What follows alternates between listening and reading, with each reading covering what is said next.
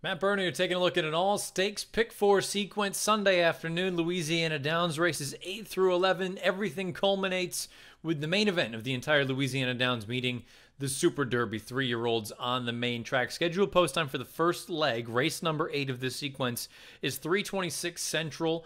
Let's just go ripping through it. I have a pretty strong opinion in this sequence, and we'll get to it. It happens to do with the latter half, the back 2 legs of this sequence. So these first 2, I kind of want to spread around a little bit. The first race is the Red Irwin, a mile on the turf course. I'm going to go 4 deep, and they would all be used as main plays, as A's if you were playing with ticket maker. 6, 8, 10, and 11. Let's talk about him a little bit. The 6-horse Battle at Sea for Mike Maker. He needs to go to the front. So far, the only times that he's won races outright on the lead, I think you have one way to go, and that's just to send him. Try to clear off and try to take this field gate to wire. At a short price, though, he might be a little bit on the vulnerable side. Very interested in the 8-horse, Drusidable. I think this is an instance where this horse stretching back out in distance to a mile, I think that's going to be beneficial. This horse really hasn't done anything wrong in these past 2 turf races. 1 win at a mile, 1 at 5/8 of a mile. Those were at Evangeline. Now comes over here. I think there's a real scenario where this is actually one of the more likely winners of this race, 5-2 on the morning line. As far as the 10 and the 11 are concerned, those are a little bit sort of more abstract, a little bit more out there, but perhaps you can connect with something at a decent number. The 10 Dynamite Dan, I thought that most recent start was solid enough here at Louisiana Downs. 5/8 of a mile, roughly anyway, on the turf, gets the job done. The stretch out in distance, when I see point of entry, I immediately think we're going to want at least a mile, if not more, to see this one's best. From a speed figure standpoint, a little bit slow, but no reason to think that second off the bench, second start as a 3-year-old. Keep in mind, this one had been gone for a number of months.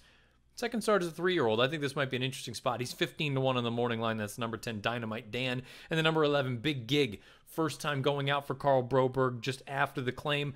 This horse is no superstar right now, but Broberg has done very well moving horses up off of the claim in the past. 10-1 on the morning line. Figures to be coming from off of it. I would use him as well. So again, 4 deep in this first leg, race number 8. I think the 10 Dynamite Dan is probably the one that I'm most interested in. Fingers crossed he can connect at a decent price. But again, 6, 8, 10, 11 in the first leg of this pick 4 sequence. Let's move on to race number 9. It's the River Cities. I'm going to go 5 deep in here. 3 of them would be main plays, though. Those would be the 5, the 7, and the 10. Susie B for Mike Maker. Look, I don't love her, but I think she's been facing better horses throughout the most recent sort of stretch of her career. She has a legitimate late turn of foot, and that's something that many of these other horses in this race do not have. I think that could be the ultimate difference maker, something just from a handicapping standpoint. Should always be looking for horses that have some sort of finish. And when I say finish, you know, you look at anything, so let's say the final quarter in a mile event on turf, I'm usually looking for something sub 24. Anything more than that, you're not really kicking home all that well. Then you're usually going to run into at least one other horse that has a little bit of finishing ability. Susie B in a field like this, she might be able to outfinish them all.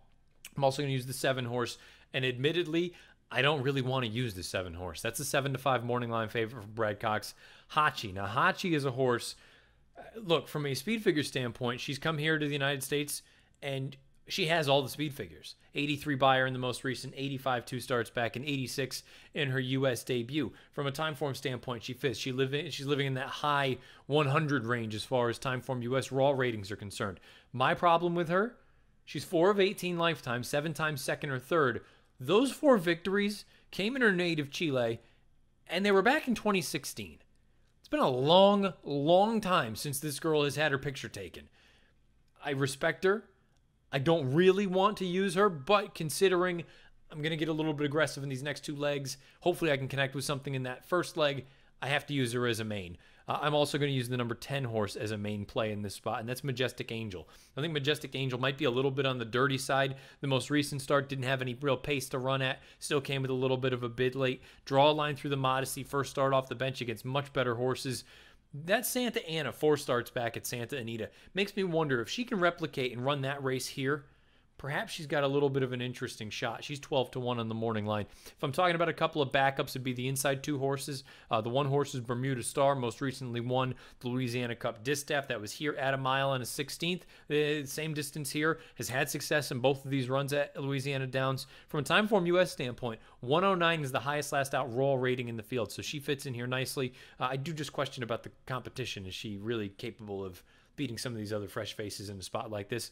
And then as far as the 2 horses concerned, Eskin for More, I like the fact that really she's just honest. She shows up and she's going to be forwardly placed. She has a little bit of versatility. She doesn't have to be up there pushing the pace, but she's not going to become from 100 out of it. That versatility, to me, that's something that I would want as far as backups are concerned. So again, I would use 5 horses, 3 of them main plays, the 5, the 7, and the 10, and then the backups would be the inside 2 horses, the 1 and the 2.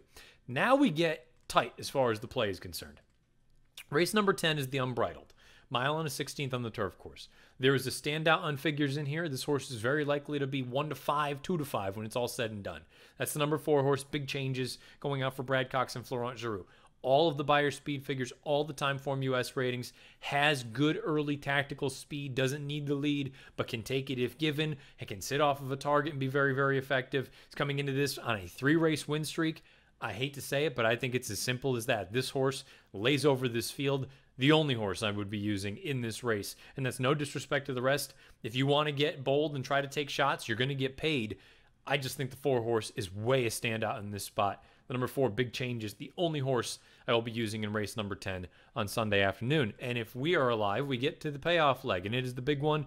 You can find the entire stakes preview for the Super Derby, a Grade 3 event, over on video.drf.com, as well as the Daily Racing Forms YouTube channel. And to me, I've made it clear. I don't like the Prelude, the local prep for this race. Lone Sailor, he's 7-5 on the morning line. He can certainly win this race. He's 1 for 12 lifetime, though. And there is a part of me that wonders if he's got a little bit of hang in him. And then High North. High North is the kind of horse that really on paper he makes all the sense in the world. Highest last out buyer in the field. He has good versatility, some nice tactical speed. Should get first run in the closers. Why don't I like him? Because he ran in the West Virginia Derby most recently, a day at Mountaineer Park where it was an absolute conveyor belt. He was relatively close to the pace, and he stopped badly down the lane. I want no part of him because I thought he should have run better in that spot. There's 1 horse and 1 horse only I want in this race. It's the outside runner Lionite for Steve Asmussen. I thought the Iowa Derby 2 starts back. He's in behind horses. Probably, if he had clean run, I think he threatens to win that day.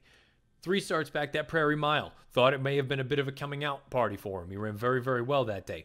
The West Virginia Derby, again, an absolute conveyor belt. There is no chance for any horse to make up any sort of significant ground. He is too far back. The pace holds up, but he comes with a little bit of a bid at the end, and he tries really, really hard. I think that effort was much, much better than it looks on paper, and I think you're going to get a very, very solid effort out of him. If he can follow a horse like High North, get the jump on Lone Sailor. He's 9-2 on the morning line. I'm very much looking forward to playing Lionite Sunday in the Super Derby, and I'm going to single him.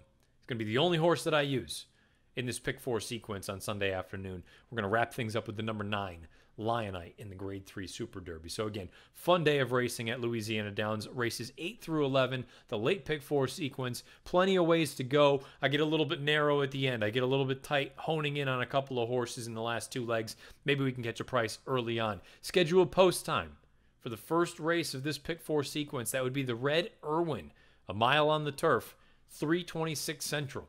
Best of luck.